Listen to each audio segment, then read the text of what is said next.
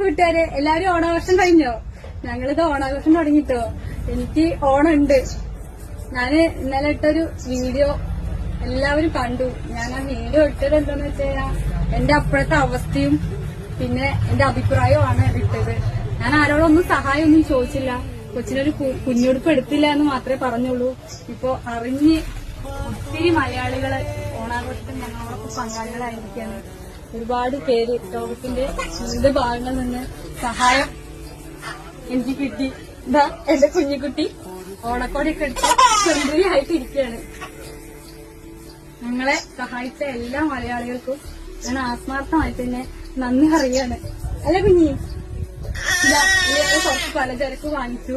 ഞങ്ങൾക്ക് കിട്ടിയെന്നൊരു ഓഹരി ഞങ്ങളെ വീടിനടുത്ത് വളരെ പാവപ്പെട്ട ഒരു മുത്തച്ഛനും അവർക്ക് ഒരു ഓണക്കോടിയും കുറച്ച് സാധനങ്ങളും